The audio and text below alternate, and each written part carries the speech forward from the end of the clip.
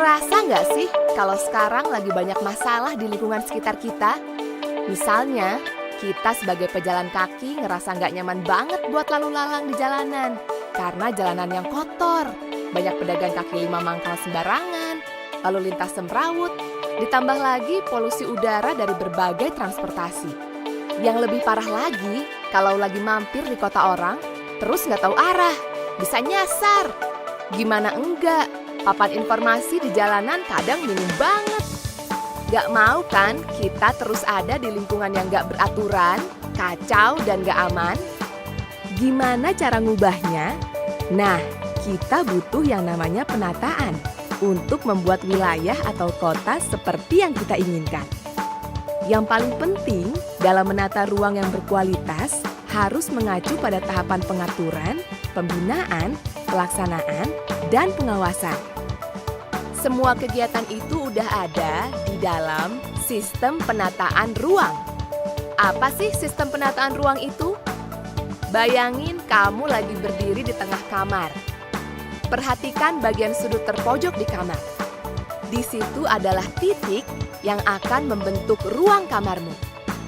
Lalu di luar kamar ada ruang-ruang lainnya yang membentuk deretan ruang. Kemudian kita sebut wilayah rumah. Suatu ruang pasti memiliki ciri-ciri yang cukup jelas, yaitu berfungsi sebagai wadah, pengarah, pembatas, pencipta suasana, dan pembentuk perilaku. Ruang di bumi ini terbatas, tapi jumlahnya relatif tetap. Masalahnya, jumlah manusia dan aktivitasnya terus berkembang secara pesat. Padahal, ruang di bumi kan bukan cuma untuk manusia. Makanya, kita perlu bikin penataan ruang untuk menjamin kualitas ruang wilayah supaya terjaga keberlanjutannya demi peningkatan kesejahteraan masyarakat dan mewujudkan bangsa yang berkeadilan sosial. Dalam kegiatan penataan ruang, perlu memperhatikan daya tampung dan daya dukung wilayah atau kawasan. Misalnya, suatu wilayah yang cuma bisa nampung 10.000 orang, ternyata malah nampung 50.000 orang. Apa jadinya? Tentu saja bisa muncul banyak masalah. Mulai dari alih fungsi lahan yang nggak terkendali, kualitas lingkungan makin menurun, permukiman kumuh, bencana, sampai global warming. Makanya, mulai sekarang ayo kita pahami, gimana sih cara mewujudkan penataan ruang yang berkualitas? Penataan ruang yang berkualitas itu, pertama, harus mampu melindungi keamanan individu. Hal ini bisa dilakukan dengan membuat rencana tata ruang berbasis mitigasi bencana, melengkapi sarana prasarana kota dengan fasilitas bagi para disabel, penataan kembali permukiman kumuh, dan sebagainya. Kedua, harus mampu memberikan kenyamanan untuk masyarakat, terutama dalam kegiatan yang mengandung nilai-nilai sosial dan budaya. Ketiga, harus mampu menjamin proses produksi dan distribusi agar berjalan efektif, yang akhirnya bisa memberikan nilai tambah ekonomi bagi masyarakat.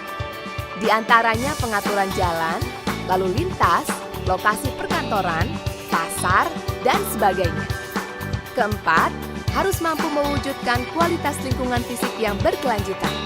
Misalnya, penanaman mangrove untuk menjaga ekosistem pesisir pantai.